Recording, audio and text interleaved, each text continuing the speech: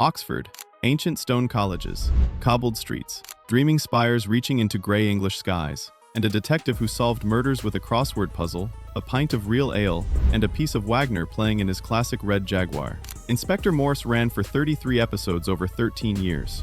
At its peak, 18 million people, one-third of the entire British population, tuned in every Sunday night to watch him work. Radio Times readers voted it the greatest British crime drama of all time, and it has been watched by an estimated 1 billion people in 200 countries. But here's what most fans don't know. Behind the beautiful Oxford exteriors and the haunting theme music lies a story far darker than anything Morse himself ever investigated. A lead actor who was secretly battling alcoholism while filming, a show that pretended to be Oxford while filming in a completely different city, and a theme tune that contains a hidden code that nobody has ever fully cracked. Stay with us, because the real story of Inspector Morse is one of the most fascinating in British television history. Fact 1: Colin Dexter only wrote 13 novels. Let's start with the fact that surprises most people. Inspector Morse is based on a series of novels by Colin Dexter. Most fans assume there must be dozens, enough to fuel 33 television episodes across 13 years. In reality, Dexter wrote just 13 novels. The producers adapted those 13 novels into 33 two-hour films and commissioned original scripts to fill the gaps. The result was a television series that, in many respects, surpassed its source material. The show became so successful that Dexter later admitted the television version had changed how he thought about his own character. Fact 2: John Thaw changed the car in Colin Dexter's original novels. Inspector Morse drove a Lancia, an Italian car. The producers were prepared to go with this until John Thaw intervened. Thaw had previously played Detective Inspector Jack Reagan in The Sweeney, a show famous for using Jaguars as villains' getaway cars. He argued that Morse would never drive an Italian car. He would drive an iconic British one, a Jaguar. The producers agreed. Dexter was so impressed that he asked his publishers to change every reference to the Lancia in all subsequent reprints of his novels. The red 1960 Jaguar Mark II became one of the most recognizable cars in British television history, and it was John Thaw's idea. Fact 3: John Thaw was a secret alcoholic.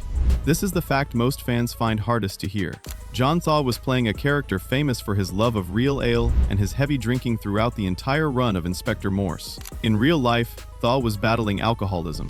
He had been a heavy drinker for years, described in some accounts as drinking up to 3 packs of cigarettes a day on top of significant alcohol consumption.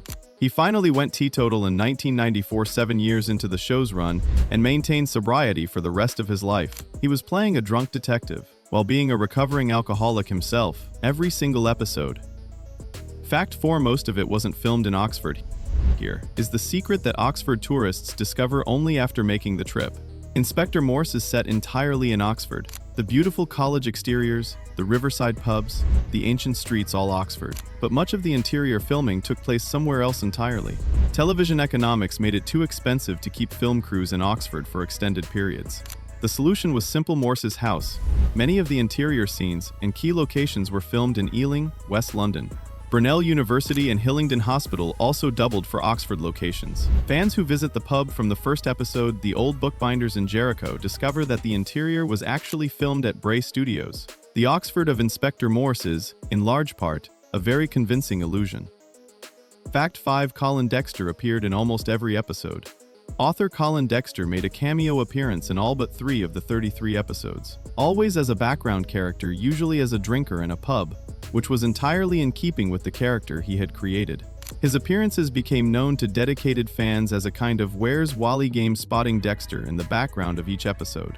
He was Morse in miniature, reluctant to buy his round, obsessed with crosswords, and always watching from a distance. He made over 30 cameo appearances across the show's run, and most casual viewers never noticed a single one. Fact 6: the theme music contains a hidden code. The haunting theme music of Inspector Morse C, composed by Barrington Fellowes, contains the word Morse spelled out in Morse code in the opening notes. But that is only the beginning. Fellowes confirmed in a documentary that the theme sometimes spells out the name of the murderer in Morse code, a cryptic clue hidden in plain hearing at the start of each episode.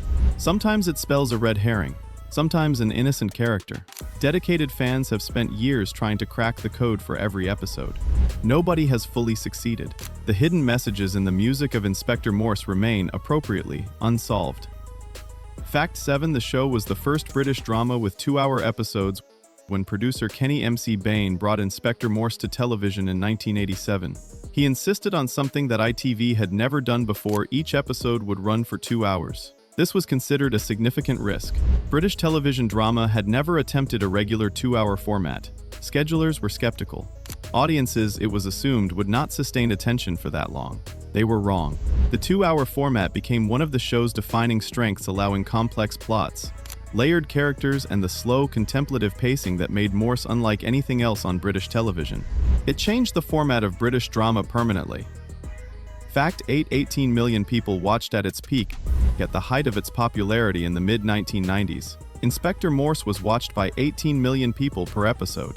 That is approximately 1/3 of the entire British population. To put that in context, the UK population in 1995 was around 58 million.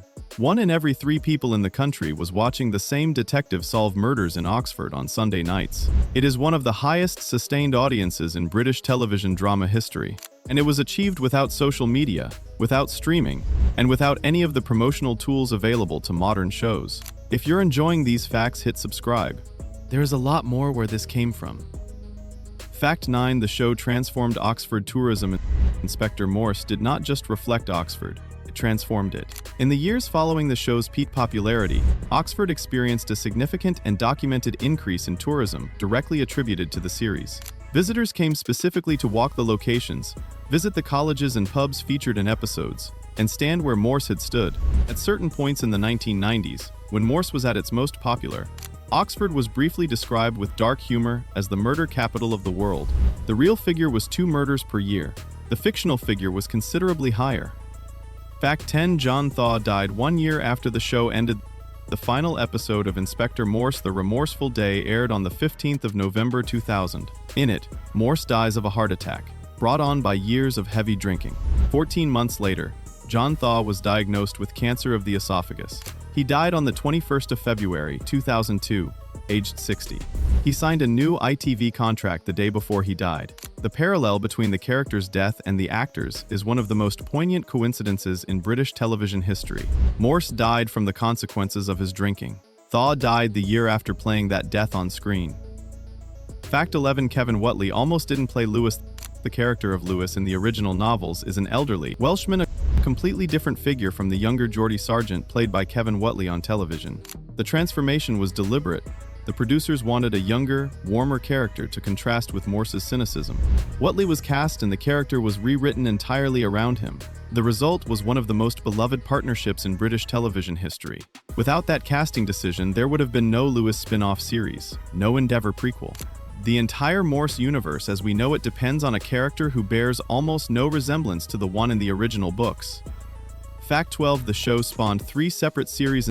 Inspector Morse ended in 2000, but the universe it created continued for another 23 years. Lewis, starring Kevin Whately as the now-promoted Robbie Lewis, ran for 33 episodes between 2006 and 2015. Endeavour, a prequel series showing the young Morse in his early career, played by Sean Evans, ran for 37 episodes between 2012 and 2023. 3 separate series, 103 episodes in total across 36 years, all built on the foundation of 13 Colin Dexter novels written in a Welsh holiday cottage to pass the time during a rainy summer. Fact 13: Anthony Minghella wrote the first episode of Inspector Morse. The writer of the very first Inspector Morse episode, The Dead of Jericho, broadcast on the 6th of January 1987, was Anthony Minghella. Minghella went on to write and direct The English Patient, which won 9 Academy Awards including Best Picture. He also directed the talented Mr. Ripley and Cold Mountain. He became one of the most celebrated filmmakers of his generation. He wrote 3 Inspector Morse episodes in total. His first professional television commission was a detective drama set in Oxford. His career ended with an Oscar on his mantelpiece. Fact 14: John Thaw's daughter appeared in Endeavour. The Morse universe became, in part, a family affair. John Thaw's daughter Abigail Thaw appeared as a regular character in the prequel series Endeavour, playing newspaper editor Dorothea Frazil across the show's entire run from 2012 to 2023. She was playing a character in the prequel to the show her father had defined, appearing in scenes set in the Oxford he had made famous. It is one of the most quietly moving connections in British television history, a daughter carrying forward the legacy of a father who died too young. Fact 15: Kevin Whately called Thaw Britain's finest screen actor. When John Thaw died in February 2002, tributes came from across the industry. But the one that has stayed with most people came from Kevin Whately, the man who had spent 13 years playing his screen partner. Whately described Thaw simply as the country's finest screen actor, not one of the finest, the finest. From a man who had watched him work, up close, for over a decade, that is not a tribute that comes lightly.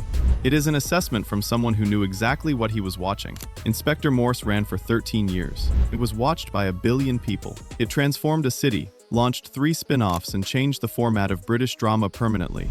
And at the center of all of it was a man who, according to the person who knew him best, was simply the finest screen actor Britain ever produced. If you knew all 15, you are a true Morse fan. And this channel was made for people exactly like you. Subscribe and we will see you next time.